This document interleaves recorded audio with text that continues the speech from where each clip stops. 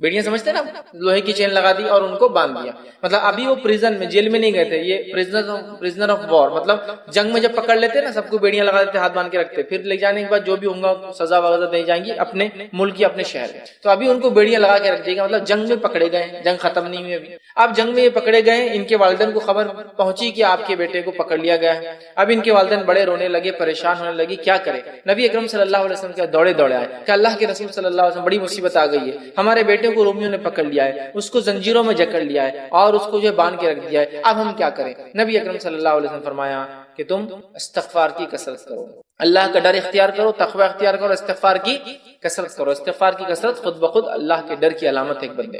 تو بہرحال ان دونوں نے، وہ صحابہ اور صحابی نے، جو اس نوجوان صحابی کے والدین تھے، اتنا استغفار کیا کہ وہ صحابی فرماتے، جو نوجوان بیڑیوں میں جکڑے ہوئے تھے، وہ فرماتے ہیں کہ میں رات میں بیڑیوں میں تھا، اچانک آواز ہوئی اور میری بیڑیاں ٹوٹ گئی، لوہے کی چین جو میرے پیر میں لگی تھی وہ ٹوٹ گئی. ٹوٹنے کے بعد میں نکل کے میں اونٹوں کے باڑے میں بھاگا، وہاں سے میں نے ایک اونٹنی لی اور میں اس پر سوار ہو گیا. جب اونٹنی پر میں سوار ہو کر بھاگا تو اونٹ بھی اس کے پیچھے پیچھے بھاگنے لگے دوسرے، چونکہ باڑا کھل گیا تھا، میں اونٹنی پر تھا، جب میں بھاگا لے کر تو دوسرے اونٹ بھی بھاگے اور میں بھاگا چلا آیا. فجر کا وقت تھا، فجر کے وقت سے کچھ پہلے گھر پہنچے، اپنے والدین کو آواز دی. والدین بڑے خوش ہو گئے اپنے بیٹے کی آواز سن کر اور سمجھ گئے کہ اللہ نے ہماری دعا سن لی، استغفار ہمارے تقوی کو قبول کر لیا. وہ باہر آئے، اپنے بیٹے سے ملاقات کی، فجر کی نماز میں جو ہے وہ گئے، مسجد گئے، نماز پڑھی. نماز پڑھنے کے بعد جو ہے اس لڑکے نے کہا اللہ کے رسول، وہ نوجوان صحابی نے، اللہ نے مجھے رہائی آزادی تو دے دی، لیکن ایک مسئلہ ہے، یہ اونٹوں کا کیا کروں؟ یہ میرے نہیں تھے، پورے اونٹ بھاگ کر آ گئے تھے.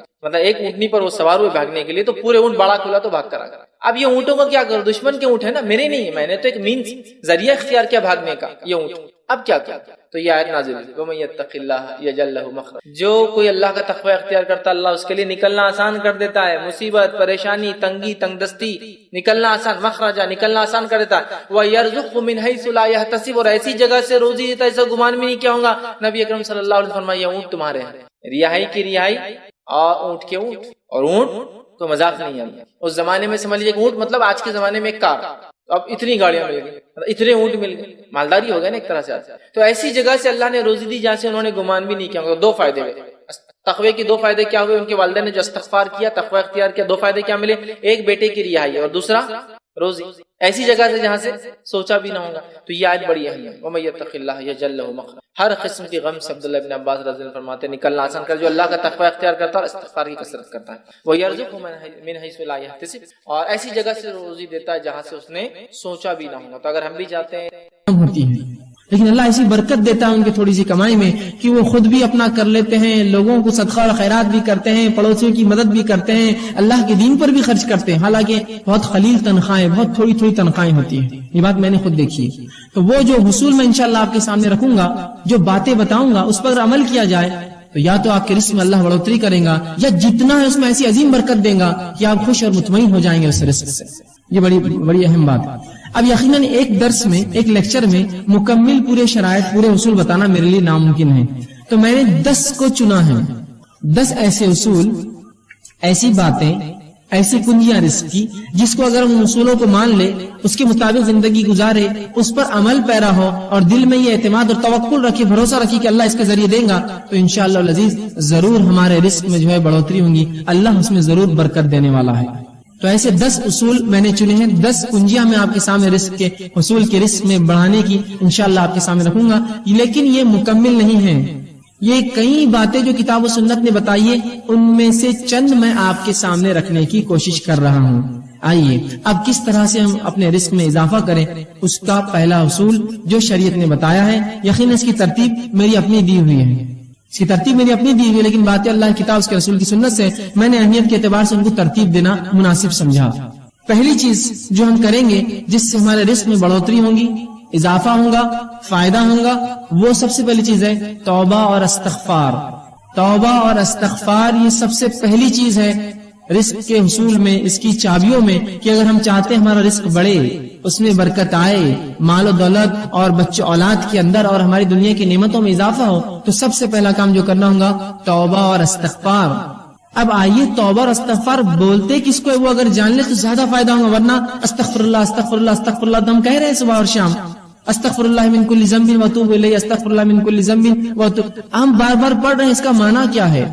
یہ اگر جان لیں گے تو انشاءاللہ زیادہ فائدہ ہوگا. ورنہ ہم لوگوں کو دیکھتے ہیں استغفر اللہ کے ورد سے ان کی زبانیں تھکتی نہیں ہیں، لیکن ان کے اعمال سے اور ان کے معاملات سے کچھ بھی ایسا نہیں دکھتا کہ یہ استغفر اللہ واقعی میں کرتے ہوں گے یا اس کا کچھ فائدہ ہی نہیں ہوا ہوگا.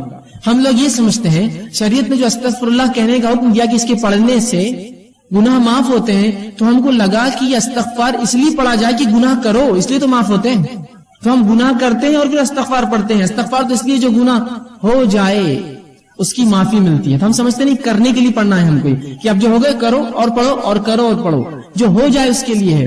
اور استغفار صرف الفاظ نہیں ہے، اس سے انسان کے معاملات بھی چھلکے کہ واقعی میں یہ توبہ کر چکا ہے، توبہ کرتا ہے. اس سے اس کے اعمال میں لگے کہ واقعی میں اس نے اپنی زندگی کی روش بدل دی، استغفار کرتا ہے. توبہ، استغفار جس کو کہتے ہیں یہ توبہ اس کا معنی ہوتا ہے. تو توبہ اور استغفار صرف الفاظ نہیں، یاد رکھیے. علامہ جو ہے راغب اصفہانی اور امام نووی رحمہ اللہ توبہ کے لیے چند شرائط لکھتے ہیں. توبہ کے لیے وہ لوگ کہتے ہیں کہ 4 شرائط ہے، ان شرائط کو جب پورا کیا جائے گا تب استغفار ہوا، تب اصل توبہ ہوئی. آئیے پہلی شرط وہ لکھتے ہیں، وہ یہ ہے کہ گناہوں کو ان کی برائی کی وجہ سے انسان چھوڑے. گناہوں کو ان کی برائی کی وجہ سے انسان چھوڑے. اس لیے گناہ نہ چھوڑے کہ اب بچیاں بڑی ہوگی، شادی کا مسئلہ آئیں گا، اگر باپ گناہ گار رہیں گے تو بچوں کو نکاح کے پیغام نہیں آئیں گے، نہیں، اس لیے نہ چھوڑے. گناہوں کو ان کی برائی کی وجہ سے انسان چھوڑے، اس سے استغفار، اس سے توبہ کرے. یہ نہیں کہ اب تو مجبوری ہے کہ اب مجھے گناہ چھوڑنا ہے، تو گناہوں کو ان کی برائی کی وجہ سے ترک کرے. اور پہلی شرط اپنی غلطی پر نادم ہو. گناہوں کو چھوڑنے کا ارادہ کیا، ان کی برائی کی وجہ سے اپنے گناہوں پر نادم ہوا کہ مجھ سے یہ گناہ ہوا. دوسرا وہ لکھتے ہیں آئندہ نہ کرنے کا عزم کیا، اب انشاءاللہ آئندہ میں وہ گناہ نہیں کروں گا. تیسری شرط اگر بندوں کا معاملہ تھا تو وہ لے جا کر اس معاملے کو واپس کر دے. بندوں کا آپس میں کچھ ہوا، مال لے لیا تھا، جائیداد لے لی تھی، زمین لے لی تھی، کچھ ایسا کام کیا تھا جو بندوں کا معاملہ تھا، اس معاملے کو جتنا ہو سکے لوٹا دے اس بندے کو جا کر. اور چوتھا وہ کہتے ہیں، بلکہ پہلی شرط وہی تھی میں نے پہلے آپ سے کہی کہ گناہوں کو ان کی معصیت کی وجہ سے چھوڑے.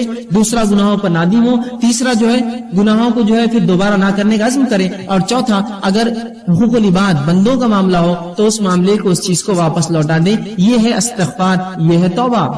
تو اب توبہ کو یہ مت سمجھیے، کچھ لوگوں کو تو یہ بھی نہیں پتا توبہ ہوتی کیا ہے. وہ سمجھتے کہ نماز پڑھ لو، پھر نماز کے بعد ادھر ادھر دیکھو کوئی دیکھ رہا تو نہیں ہے آپ کو، اور اگر نہ دیکھ رہا تو جلدی سے دونوں ہاتھ لیتے ہیں اور گالوں کو دونوں طرف یوں کچھ تو بھی کرتے رہتے، توبہ توبہ توبہ. یہ توبہ نہیں ہے.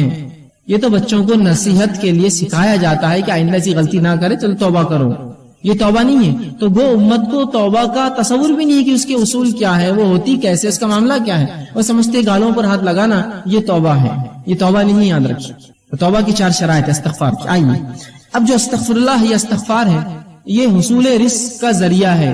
یہ کرنے سے رزق میں اضافہ ہوتا ہے. اس کے دلائل کیا ہے؟ آئیے ہم قرآن سے دیکھتے ہیں. اللہ رب العزت قرآن میں فرماتا ہے، سورہ نون سورہ نمبر 71 اور آیت نمبر 10 سے لے کر 16 میں اللہ فرماتا ہے اور کہتا ہے فَقُلْتُ اسْتَغْفِرُوا رَبَّكُمْ إِنَّهُ كَانَ غَفَّارًا. پھر آگے فرماتا ہے يُرْسِلِ السَّمَاءَ عَلَيْكُمْ مِدْرَارًا وَيُمْدِدْكُمْ بِأَمْوَالٍ وَبَنِينَ وَيَجْعَلْ لَكُمْ جَنَّاتٍ وَيَجْعَلْ لَكُمْ أَنْهَارًا.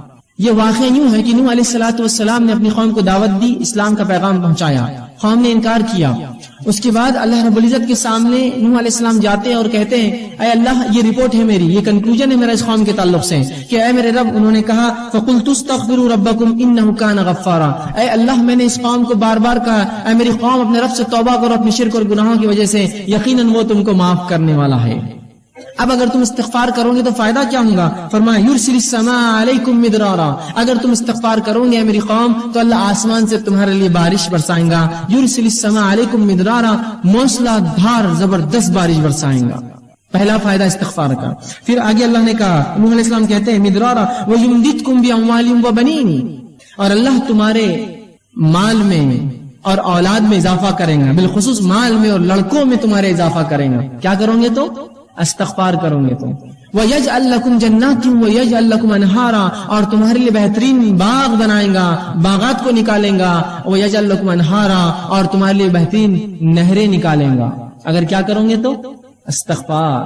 اے میری قوم اگر تم یہ کر لو تو آسمان سے بارش پاؤں گے، مال میں اضافہ پاؤں گے، اولاد اور لڑکوں میں اضافہ پاؤں گے، اور تمہیں بہترین باغ اللہ دے گا، اچھی نعمتیں دے گا، اور جو ہے تمہارے لیے جو ہے نہریں نکالیں گا ان باغوں میں. استغفار کے دیکھیے نوح علیہ الصلوۃ والسلام نے اپنی قوم کو کیا فائدے بتائے. یہاں کا پورے رزق میں جو چیزیں آتی ہے، بارش کا برسنا ایک بنیادی اصول ہے رزق کے لیے. آج بھی اگر انسان ٹیکنالوجی میں اور کسی بھی چیز میں جتنی ہی آگے بڑھ چکی ہو، لیکن آج بھی آسمان کی طرف نگاہ سب کی ہوتی ہے. اگر بارش نہ برسے اور آپ کہیں گے کہ بھائی مجھے کیا فرق پڑتا ہے، میں تھوڑی کاشتکار ہوں، آپ کاشتکار نہ بھی ہو تو جب آپ بازار سبزی خریدنے جائیں گے تو آپ کہیں گے واقعی میں بارش نہ ہونے کا نقصان ہے. تو رزق بڑھاتا ہے اللہ رب العزت انسانیت کے لیے، توبہ اگر قوم کرے تو یہاں اللہ رب العزت دیکھیے کہ فرما رہا ہے کہ اگر توبہ کرو تو بارش برسائیں گا، اور اس کے بعد فرمایا کہ وہ تم کو مال میں اور اولاد میں اضافہ دیں گا. تو اگر اصول رزق، اگر ہم مال میں بڑھوتری چاہتے ہیں، اولاد میں اضافہ چاہتے ہیں، استغفار کریں. حسن بصری رحمہ اللہ یہ کبار تابعین میں سے ہے. ان کے پاس ایک شخص آیا اور کہا حسن ہمارے علاقے میں قحط سالی ہے، میں کیا کروں؟ تو کہا استغفار کر، توبہ کر. دوسرا شخص آیا کہا اے حسن مجھے رزق میں تنگی ہے، مال میں تنگی ہے، کیا کروں؟ تو کہا جا استغفار کر. تیسرا شخص کہا اے حسن میرے باغ سوکھ چکے ہیں، میں کیا کروں اس کے لیے؟ حل بتاؤ شرعی، استغفار کر. ایک شخص اور کہا کہ مجھے اولاد نہیں ہے، لڑکے نہیں ہیں، کیا کروں؟ تو کہا جا استغفار کر. تو ان کے شاگردوں نے پوچھا اے استاد، اے حسن بصری، تم نے 4 لوگ آئے، 4 سوال کیا، اولاد نہیں، کسی نے کہا قحط کا کہا، کسی نے کہا باغ میں میرے جو ہے سوکھا پڑ چکا ہے، اور کسی نے مال کے تعلق سے کہا. تم نے سب کو ایک ہی جواب دیا، استغفار کرو، استغفار کرو، استغفار کرو. تو کہا میں نے کوئی بات اپنے دل سے تھوڑی کہی ہے. اور فوراً انہوں نے قرآن کی اس آیت کو تلاوت کی، قُلْتُ اسْتَغْفِرُوا رَبَّكُمْ إِنَّهُ كَانَ غَفَّارًا يُرْسِلِ السَّمَاءَ عَلَيْكُمْ مِدْرَارًا، کہ تم اے میری قوم تم اللہ سے توبہ کرو، استغفار کرو، وہ تم پر موسلادھار بارش دیں گا. تو اگر ہم بارش چاہتے ہیں استغفار کریں، ہم مال چاہتے ہیں استغفار کریں، اولاد چاہتے ہیں استغفار کرے جو بے اولاد ہے، اور اگر جنت یا اس کا باغ سوکھ رہا ہے، اگر اسے مال نہیں آتا جبکہ آس پاس آتا ہے، استغفار کرے. تو یہاں حصول رزق کے لیے، رزق میں بڑھوتری کے لیے، اولاد میں بڑھوتری کے لیے، بارش کے ہونے کے لیے، اپنے باغ اور اپنی تجارت میں فائدے کے لیے استغفار رسول بتایا گیا ہے. توبہ کرو اپنے رب سے، توبہ کی 4 شرائط کے ساتھ. نہیں تو میں استغفر اللہ استغفر اللہ استغفر اللہ تو کر رہا ہوں، لیکن انہی استغفر اللہ کے دوران میں گناہ کرتا ہوں. استغفر اللہ کی تسبیح چل رہی، کسی کا فون آیا جھوٹ بول دیا، کہاں آپ نے توبہ کی اپنے رب سے؟ استغفر اللہ تو میں پڑھ رہا ہوں، لوگوں کو دھوکہ دے رہا ہوں، کہاں آپ نے استغفر اللہ کیا؟ آپ نے معنی ہی نہیں سمجھا آپ نے اس کا. تو صحیح معنوں میں اگر استغفر اللہ ہم کریں گے تو اس کا فائدہ انشاءاللہ عزیز ہمیں زبردست ہوگا. مال میں اضافہ، اولاد میں اضافہ، کھیتی باڑی میں ہمارے اضافہ، تجارت میں اضافہ، بہت اس کے فائدے اللہ بارش دیں گا. آئیے اللہ کے رسول صلی اللہ علیہ وسلم فرماتے ہیں، مسند احمد اور ابو داؤد کی روایت ہے، عبداللہ ابن عباس رضی اللہ عنہ اس حدیث کے راوی، اور وہ کہتے ہیں اللہ کے رسول صلی اللہ علیہ وسلم فرمایا تم جس نے کثرت سے اپنے گناہوں کی توبہ کی، جس نے کثرت سے استغفار کیا، اے اللہ مجھ سے گناہ ہو رہے مجھے معاف کر، کثرت سے. اور اللہ کے رسول دن میں سے 70 سے زائد مرتبہ توبہ اور استغفار کرتے، ایک روایت میں 100 سے زائد مرتبہ. نبی اکرم صلی اللہ علیہ وسلم گناہ نہیں کرتے تھے، یہ قوم کو تعلیم تھی کہ جب تمہارا نبی معصوم ہونے کے بعد اتنا استغفار کرتا ہے تم اس سے زیادہ کرو. تو توبہ اور استغفار کر دیا اللہ کے رسول. تو کہا کہ جو کثرت سے اللہ سے اپنے گناہوں کی توبہ کرے، استغفار کرے، پہلا فائدہ اللہ اس کو ہر غم سے نجات دیں گا. اللہ اس کو ہر غم سے، کس کو آج غم نہیں اور پریشانی نہیں، غم اور پریشانی سے نجات چاہیے، استغفار کرے. دوسرا فرماتے ہیں ہر مشکل سے باہر نکال دیں گا اسے. توبہ کی فائدے تو دیکھیے آپ، ہم تو رزق کے اصول دیکھ رہے ہیں لیکن فائدے دیکھیے، غم سے نکال دیں گا، مشکلات کو دور کر دیں گا اور اس کو باہر نکال دیں گا. تیسرا فرمایا وہاں سے رزق دیں گا جہاں سے سوچا بھی نہیں ہوگا، اس کے گمان بھی نہیں ہوگا مجھے رزق ملے گا، اور رب اس کو وہاں سے رزق اٹھا کر دے دیں گا. کس وجہ سے؟ توبہ کرے کثرت سے اپنے گناہوں کے لیے، ان کے شرائط کے ساتھ. تو وہاں سے اللہ رزق دیں گا اس شخص کو جہاں سے اس نے گمان بھی نہ کیا. کون؟ جو کثرت سے استغفار کرے، توبہ کرے اپنے گناہوں کے تعلق سے. یہ تھا پہلا اصول، پہلی شرط. آئیے دوسرا اصول کیا ہوگا؟ دوسری چیز تو کتاب و سنت میں ہم پاتے ہیں جس کے تعلق سے بکثرت روایتیں آتی ہیں، جس کے کرنے سے رزق میں اضافہ ہوتا ہے، اللہ کا تقوی. اب جو میں آگے بڑھتا جاؤں گا آپ یہ مت سوچئے یار یہ تو اپنے سے ہونے والا نہیں ہے، یہ تو ہونے والا نہیں ہے، اس سے ہٹ کر کچھ بتاؤ. ایسی آدمی کی مثال تو وہ ہے کہ اس کو ایک مرض اور بیماری ہے، بیماری کا علاج ڈاکٹر دیتا ہے، کہتا ہے یہ دوا تو مجھ سے نہیں کھا جائیں، کچھ اور بتاؤ. تو وہ کہے جاؤ پھر مر جاؤ، اس کے علاوہ کوئی حل نہیں تمہارے لیے. شریعت جو حل دے رہی وہ یہ ہے. اب آپ بولیں گے میرے کو تقویٰ نہیں جمے گا، میرے سے استغفار تو ہونے والا ہے نہیں، تو پھر یاد رکھیے آپ اپنے ہاتھوں سے اپنی جان لے رہے تو میں اس معاملے میں کیا کروں، کہاں سے ہم حل لائے؟ ٹھیک ہے، تو یہ بات بڑی اہم ہے. آپ اس کو پکڑ لے، شریعت کے پاس حل ہے. اگر آپ نہ لینا چاہیں یہ آپ کی مرضی ہے، شریعت نے حل دے دیا. اب آپ ان کو چھوڑ کر 1000 جگہ سر پٹکیے، یاد رکھیے واپس لوٹ کر ہی آنا پڑے گا. اصول یہی ہے. نہیں میں کیا کروں گا، فلاں کر لوں گا، بینک سے کر لوں گا، یہاں آپ کچھ کر لیجئے، اگر یہ نہ کیا آپ سب کچھ کر لیجئے، اس کے بعد آ کر یہی ٹکنا پڑے گا اور پچھتا کر سر نیچے رکھ کر یہی سوچنا پڑے گا اب میں کیا کروں، میرے رب نے میرے لیے کیا احکامات دیے. تو اگر یہ ہم اپنی زندگیوں میں لا لے تو بڑا فائدہ ہے. استغفار کو مشکل چیز نہیں یاد رکھیے. اس کے لیے کوئی آپ کو گھر بار چھوڑ کر رات میں 3 بجے 2 بجے اٹھ کر نہیں جانا ہے. چلتے پھرتے اٹھتے بیٹھتے اللہ گناہ ہو گیا بس اب توبہ، میں اب نہیں کرنے کو، استغفر اللہ مجھ سے گناہ ہو گیا میں نہیں کروں گا. اللہ کم از کم کچھ نہ ہو سکے تو نمازوں کے بعد فرض 3 مرتبہ رسول اللہ زور اللہ اکبر ایک بار کہتے ہوئے کہتے استغفر اللہ استغفر اللہ، اتنا تو کہہ سکتے ہیں. 15 بار تو یہی ہو جائیں گا 5 نمازوں کے بعد. رسول اللہ 70 یا ایک روایت میں 100 سے زیادہ بار یہ پڑھتے تھے. کوشش کیجیے. دوسرا اصول تقوی اختیار کریں. اب تقوی کیا ہے؟ تقوی اللہ کا ڈر ہے. تقوی کیا ہے؟ تقوی اللہ کا پاس و لحاظ ہے. پاس و لحاظ سمجھتے ہیں آپ؟ اگر ایک بوڑھا انسان آپ کے سامنے آ کر کھڑا ہو جائے اور آپ کرسی پہ بیٹھے ہیں تو آپ اس کا پاس و لحاظ کرتے ہیں، خود اٹھ جاتے ہیں، جناب آپ بیٹھ جائیں. اسے کہتے ہیں تقوی. پاس و لحاظ رکھنا، اللہ کا ڈر، اللہ کا پاس و لحاظ. ٹھیک، تو تقوی اختیار کرے. تقوی کے معنی کے تعلق سے کئی باتیں آتی. امام نووی رحمہ اللہ لکھتے ہیں تقوی کے تعلق سے کہتے ہیں اللہ تعالیٰ کے احکامات پر عمل کرنا، جن باتوں سے اس نے روکا ان باتوں سے رک جانا، اور ہر وہ کام جس سے اللہ کی ناراضگی یا عذاب آتا ہے ان سے بچنا، یہ تقوی ہے. تقوی کیا ہے؟ ہر وہ کام جو اللہ نے حکم دیا اس کا کرنا، ہر وہ کام جس سے روکا اس سے رکنا، اور اس کے علاوہ جن تمام کاموں کے کرنے سے اللہ کی ناراضگی ملتی ہے، عذاب ملتا ہے، ان کاموں سے رکنا، اس کو تقوی کہتے ہیں عربی میں. تو ہم اب جو اللہ نے کہا وہ کریں، جس سے روکا اس سے رکے، اور ہم ہر وہ کام جس سے عذاب ملتا ہے اس سے اجتناب کرے، یہ تقوی ہے. تو ہم تقوی اختیار کریں. دوسرا اصول یاد رکھیے. آئیے تقوی کے تعلق سے کہ رزق کا حصول ہے، رزق اس سے بڑھتا ہے، مختلف مقامات پر قرآن حدیث میں اس کے حوالے ملیں گے. میں چند حوالے آپ کے سامنے رکھتا ہوں. اللہ رب العزت سورۃ طلاق سورہ نمبر 65 اس کی آیت نمبر 2 اور 3 میں کہتا ہے وَمَن يَتَّقِ اللَّهَ يَجْعَل لَّهُ مَخْرَجًا. کیا فرما رہا دیکھیے، وَمَن يَتَّقِ اللَّهَ، جو اللہ کا ڈر اور پاس و لحاظ اختیار کرے، يَجْعَل لَّهُ مَخْرَجًا، اللہ اس کو ہر غم سے باہر نکال دے گا اور اس کو وہاں سے روزی دے گا جہاں سے اس نے کبھی گمان بھی نہیں کیا ہوگا. کیا فرمایا؟ وَمَن يَتَّقِ اللَّهَ يَجْعَل لَّهُ مَخْرَجًا، جو اللہ پر جو ہے اس کا تقوی اختیار کرے گا اللہ اس کو ہر غم سے نجات دے گا اور وہاں سے روزی دے گا جہاں سے اس نے سوچا بھی نہ ہوگا، گمان بھی نہیں کیا ہوگا، اس کی عقلیں گئی بھی نہیں ہوں گی. وہاں صرف ایک عمل کیجئے، تقوی اختیار کیجئے، زبردست عظیم فائدے کہ وہاں سے رزق دے گا جہاں سے سوچا نہ ہوگا اور ہر غم سے اس کو نجات دے گا. اس آیت کے تعلق سے یجعل لہ مخرجا کے تعلق سے عبداللہ بن عباس رضی اللہ عنہ فرماتے ہیں، اس کی تفسیر میں کہتے ہیں اس کو دنیا اور آخرت کے ہر غم سے باہر نکالیں گا، یجعل لہ مخرجا کے تعلق سے.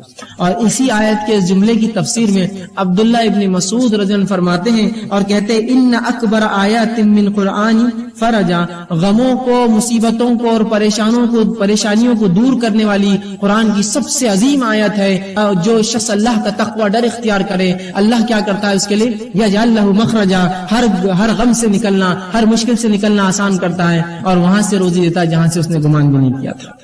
تقوی اختیار کیجیے، اللہ کا عظیم فائدے اس دنیا میں، عظیم فائدے، ہر غم سے نجات اور رزق میں اضافہ. اسی طرح اللہ رب العزت قرآن میں سورہ اعراف سورہ نمبر 7 آیت نمبر 92 میں فرماتا کہتا ہے وَلَوْ أَنَّ أَهْلَ الْقُرَىٰ آمَنُوا وَاتَّقُوا لَفَتَحْنَا عَلَيْهِمْ بَرَكَاتٌ مِّنَ السَّمَاءِ وَالْأَرْضِ، کہ اگر یہ بستی والے ایمان لائے، ولو ان اہل القرآن آمنوا، اگر اس بستی والے ایمان لائے، واتقوا اور اللہ کا ڈر اختیار کرے، لفتحنا علیہم برکات من السماء والارض، تو ہم ان کے لیے آسمان اور زمین کے برکت کے دروازے کھول دیں گے. کس کے لیے؟ جو ایمان لائے اور اللہ کا ڈر اختیار کرے اللہ آسمان اور زمین کے دروازے اس کے لیے رزق کے کھول دیں گا، برکت کے دروازے کھل جائیں گے اس کے لیے جو اللہ کا تقوی اور ڈر اختیار کرے. دیکھیے کیسا عظیم فائدہ ہے اللہ کا ڈر اور تقوی اختیار کرنے کہ اللہ آسمان و زمین کی برکت کے دروازے کھول دیتا ہے. آج دیکھیے کبھی بارش تو ہوتی ہے، کھیتی فصل تو آتی ہے، پیسہ بھی کبھی ہاتھ لگتا ہے، برکت کہاں ہے اس کے اندر؟ ایک زمانہ تھا، آپ نے بھی سنا ہوگا، میں نے بھی سنا ہے کہ لوگوں کی تنخواہیں 100-200 روپے، 40 اور 50 روپے ہوا کرتی، لیکن حالات یہ تھے ایک ایک انسان 10-10, 20 اور 25-25 لوگوں کو پالتا تھا اپنے گھر میں. اتنی برکت تھی اس روپے میں. آج ہم ہزاروں اور لاکھوں کما کے بھی 2 اولاد کو پالنا ہمارے لیے مشکل ہے. یہ تو برکت چھین گئی زمین آسمان ہم جو دیتی تھی، ہم جو فائدے تھے، اس لیے کہ ہم نے ایمان لا کر اللہ کا ڈر دل میں رکھا. صرف ایمان نام کو لایا، مسلمان ہے. اگر ڈر رکھتے تو اللہ آسمان و زمین کی برکت کے دروازے اس بستی والوں پر، ایمان والوں پر کھول دیتا. اور یہ توحید کی برکت ہے، یاد رکھیے. اور جس قوم نے توحید کو اپنایا اللہ نے اس کے لیے زمین و آسمان کے دروازے برکت کے کھول دیے. اس کے نمونے آپ دیکھ سکتے ہیں ان قوموں کے تعلق سے جو قومیں کسی زمانے تک پستی میں رہیں اور اس کے بعد اللہ رب العزت نے ڈر اختیار کیا اور توحید پر آئی. اللہ رب العزت نے زمینوں کے نیچے سے خزانے ان کے لیے کھول دیے. جب انہوں نے اللہ کا ڈر اور تقوی اختیار کیا اور توحید پر اڑ گئے تو اللہ نے ایسی جگہ سے روزی دی جہاں سے گمان بھی نہ کی ہوں گی. کس نے گمان کیا تھا؟ ان علاقوں کو جن کو بنجر زمین اور چٹیل ریگستان مانا جاتا تھا کہ اس کی زمین کے نیچے سے سونا اگلیں گی وہ زمینیں اور پیٹرول کی شکل میں مادے نکل رہے ہیں. آج دنیا اس کا فائدہ اٹھا رہا ہے, ممالک اس کا فائدہ اٹھا رہے ہیں. کبھی کیا گمان میں کیا ہوں گا ممالک نے کہ زمین کے نیچے اللہ نے ان کے لیے ایسے رزق رکھے؟ تو توحید کی برکت ہے, یاد رکھیں. جو قوم توحید پر آ جائیں گی اللہ آسمان و زمین کے دروازے کھول دیں گا, وہاں کھول دیے ان کے لیے. یہ فائدہ ہوتا ہے بستی والوں کو کہ اگر وہ ایمان لائے, جیسے حق ہے, تقوی اختیار کرے اللہ کا, تو ایسی جگہ سے رزق دیتا ہے گمان نہ کیا ہوں گا اور آسمان زمین کی برکت کے دروازے ان کے لیے کھول دیتا ہے. تو یہ بڑی اہم چیزیں یاد رکھیں, اللہ کا ڈر اور تقوی اختیار کریں. اسی طرح عبداللہ ابن عباس رضی اللہ عنہ فرماتے ہیں اور کہتے ہیں اس آیت کے تعلق سے اس کی تفسیر میں کہتے ہیں لا وسعنا علیہم الخیر ویسرناہ لهم من کل جانب, کہ اس آیت کے تحت جو بات سمجھ میں آتی وہ یہ ہے کہ ہم ان کے لیے خیر کو عام کر دیتے ہیں. زمین آسمان اور زمین کی جو برکت کے دروازے کھول دیے جاتے ہیں, اس کا معنی وہ کہتے ہیں عبداللہ بن عباس رضی اللہ عنہ کہ اس کا معنی یہ ہے کہ اللہ ان کے لیے جو ہے ہر جانب خیر عام کر دیتا ہے اور اس کو حاصل کرنا ان کے لیے آسان کر دیتا ہے. خیر کو اللہ عام کر دیتا ہے ایسی قوم کے لیے اور حاصل کرنا اس سے زیادہ اس کو آسان کر دیتا ہے. کبھی خیر تو عام ہوتا ہے لیکن حاصل نہیں کر پاتے ہیں اس سے, تو خیر کو عام کرتا ہے اللہ اور اس کو حاصل کرنا آسان کرتا ہے. تو دیکھیے اللہ کا ڈر اختیار کرنے کا فائدہ کیا ہے, زمین و آسمان کی برکتیں اور ساتھ میں ایسی جگہ سے روزی اور رزق جہاں سے گمان نہ کیا. آئیے اسی طرح جو ہے تیسرا اصول تقوی کے بعد جو تیسری چیز اپنی زندگی میں لائیں گے جس سے ہم کو یہ فائدہ ہوگا کہ ہم رزق کی کنجا حصول رزق کے لیے جو رزق میں بڑھوتری زیادہ کرنے کے لیے ہم کریں گے وہ یہ ہے اللہ تعالیٰ پر توکل, بھروسہ, اعتماد. آج مسلمان کو جب بھی رزق کی تنگی آتی ہے, رزق کی کمی ہوتی ہے, چاہے اولاد کی شکل میں, باغات یا مال تجارت میں گھاٹے کی شکل میں, یا اسی طرح جو ہے اور بھی قسم کی کوئی تکلیف آتی ہے, وہ سب سے پہلے غیر اللہ کے پاس بھاگتا ہے اللہ پر توکل چھوڑ کر اور ان سے مانگتا ہے کہ مجھے دو. کہاں سے ملیں گے پھر آپ کو رزق میں اضافہ؟ اللہ سے آپ مانگے, اس پہ کامل توکل اور بھروسہ کریں. اور اس کے تعلق سے توکل کسے کہتے ہیں یاد رکھ لیجئے. امام غزالی رحمہ اللہ کہتے ہیں توکل کے تعلق سے اپنی کتاب احیاء علوم الدین کے اندر وہ لکھتے ہیں اور کہتے ہیں توکل یہ ہے کہ دل کا اعتماد صرف اسی پر ہو جس پر بھروسہ کیا گیا ہو.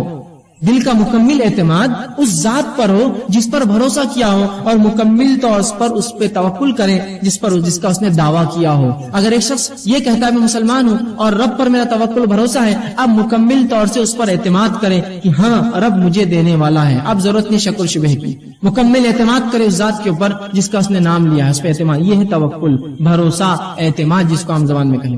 اسی طرح امام مناوی کہتے ہیں توکل کے تعلق سے اس کا معنی لکھ کر کہتے ہیں کہ توکل بندے کے اظہار عجز ہے. بندہ اللہ کے سامنے عاجز ہو جائے, اللہ میں کچھ نہیں کر سکتا ہوں, بس میں عاجز ہوں تیرے سامنے, تجھ سے ہی مانگتا ہوں مکمل طور سے. اور جس پر توکل کیا گیا ہے اس پر مکمل بھروسہ کرے. تو ایک مومن توکل کرے کس پر؟ اللہ پر. اس سے رزق میں بڑھوتری ہوتی ہے. اب اس کے تعلق سے کہ توکل رزق کے بڑھانے کا سبب ہے, اس کے تعلق سے کئی روایتیں آتی ہیں. مسند احمد کی اور ترمذی کی روایت ہے جس میں اللہ کے رسول صلی اللہ علیہ وسلم فرماتے ہیں, عمر بن خطاب اس کے راوی ہیں اور وہ کہتے ہیں اگر تم اللہ تعالیٰ پر ایسا بھروسہ کرو, اللہ کے رسول نے فرمایا کہ اگر تم اللہ تعالیٰ پر ایسا توکل, اعتماد اور بھروسہ کرو جیسے پرندے توکل, اعتماد اور بھروسہ کرتے ہیں کہ وہ ہر صبح خالی پیٹ اپنے گھروں سے نکلتے ہیں اور شام بھر پیٹ گھر لوٹتے ہیں, تو اللہ بھی تمہیں ویسا ہی رزق دیں گا جیسے پرندوں کو دیتا ہے کہ وہ خالی پیٹ اپنے گھروں سے نکلتے ہیں اور شام بھر پیٹ لوٹتے ہیں. توکل کا فائدہ کہ اگر تم اللہ پر ویسا توکل کرو جیسا پرندے کرتے ہیں تو اللہ بھی تمہیں رزق دیں گا کہ وہ صبح اپنے گھر سے بھوکے پیٹ نکلتے ہیں اور جب رات لوٹتے ہیں تو بھر پیٹ لوٹتے ہیں. لیکن ایک بات یہاں سمجھنے کی بڑی اہم ہے, جب میں توکل کی بات کر رہا ہوں تو کوئی یہ نہ کہے کہ میں نے اللہ پر مکمل توکل کر لیا اور اب میں کچھ بھی نہیں کرتا ہوں. ایسے بہت سے لوگ ہوتے ہیں جو اپنی کوتاہیوں کو, کاہلیوں کو شریعت اور دین پر ڈالتے ہیں. میں نے اللہ پر توکل کر لیا تو اس کا کیا مطلب؟ کیا تم کام دھندا چھوڑ دو, تجارت چھوڑ دو, دنیا سے بیزارگی اختیار کر لو؟ نہیں, اس کا مطلب یہ نہیں ہے. اس کا مطلب یہ نہیں توکل کا, یاد رکھیے. حدیث کیا کہہ رہی ہے؟ پرندے گھر سے نکلتے ہیں, خالی پیٹ نکلتے ہیں اور بھر پیٹ لوٹتے ہیں.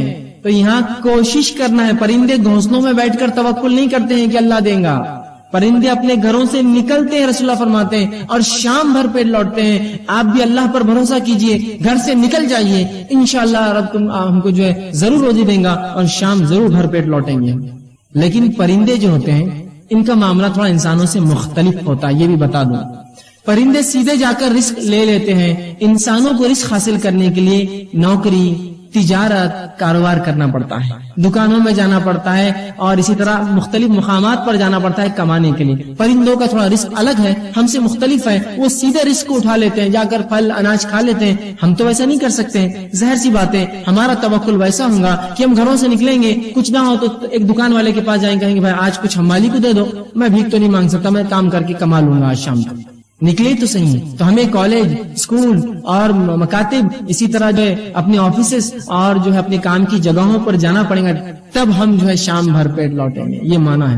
ورنہ کوئی کہے میں نے اللہ پر توکل کر لیا, بس میرا پورا اعتماد ہے کہ اللہ مجھے دینا چاہے گا تو دیں گا, نہیں تو نہیں, میں گھر میں ہی رہوں گا. تو ایسا انسان یاد رکھیے اگر جو ہے کسی ایسے جھاڑ کے نیچے بھی لیٹا جہاں بہت زیادہ پھل پک کر گرتے, تب بھی پھل بہت مشکل سے اس کے منہ میں آ کر گرے گا.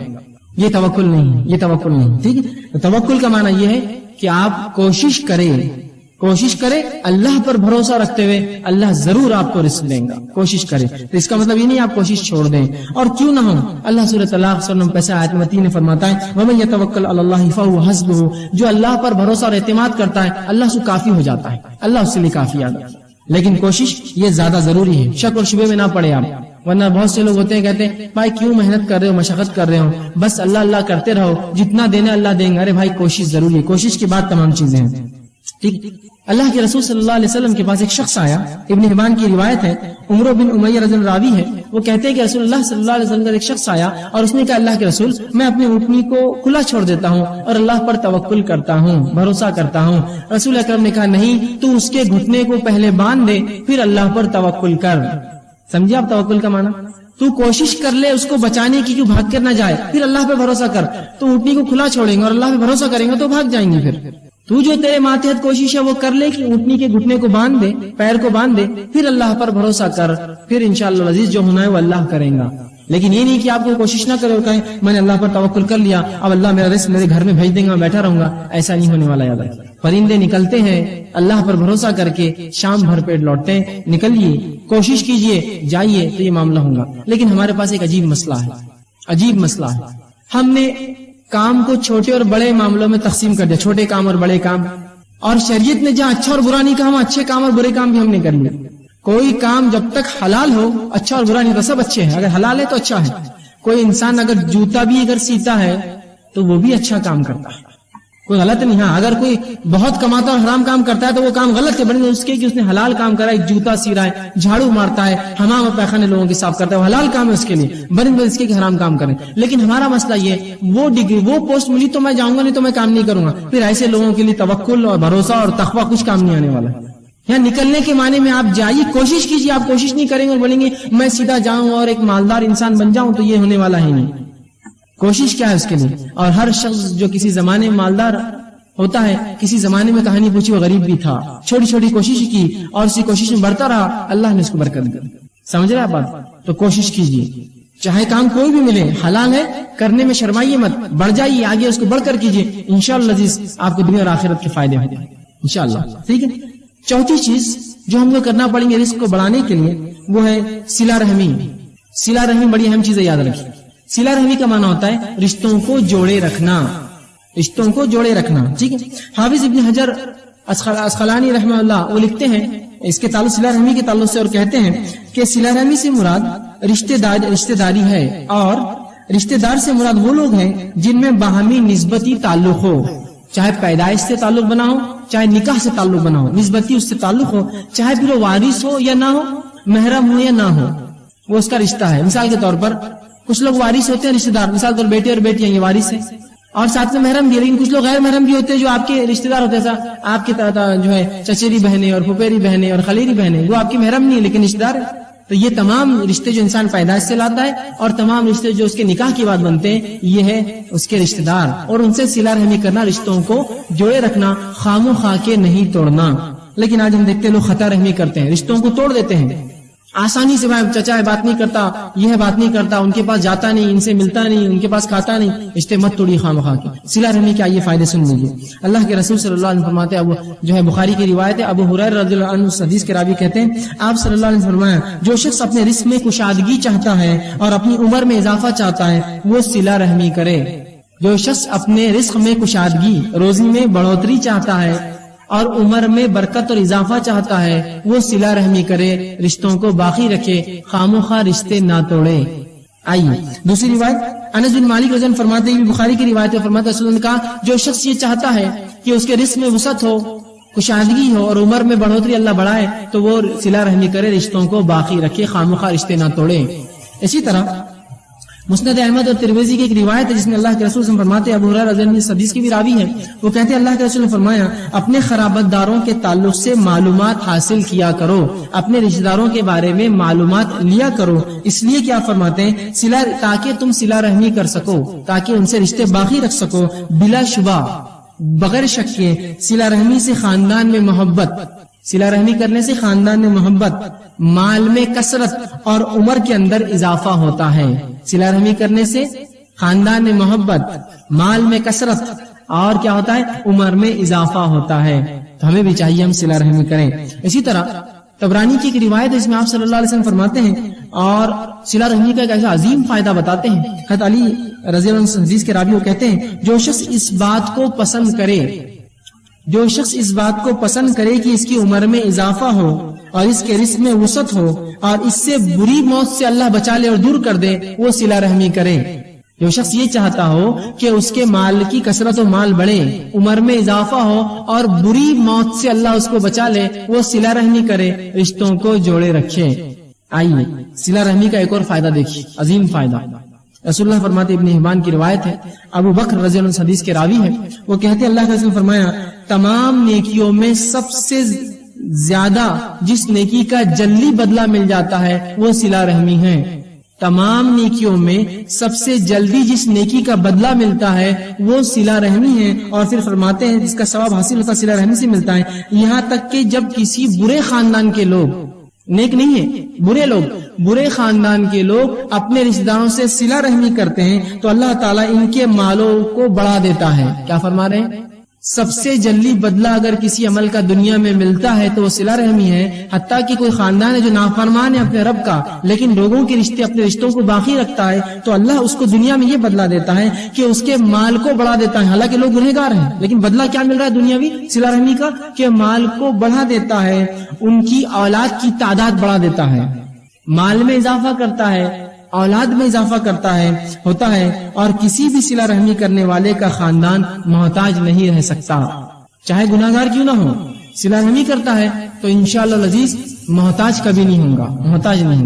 آج کے اس دور میں ہم سمجھتے ہیں خطا رحمی کرنے سے محتاجی دور ہونی ہے نا، ارے یار رشتے رکھیں گے تو مانگنے آ جائیں گے، رشتہ دار مانگیں گے، پیچھے یہ کریں گے، رشتے توڑیں گے تو نہیں، رشتے جوڑیے، اضافہ ہوگا رزق میں، اولاد میں اضافہ ہوگا اور سب سے جلدی بدلہ اگر کسی نیکی ملتا ہے تو وہ صلہ رحمی یاد رکھیے.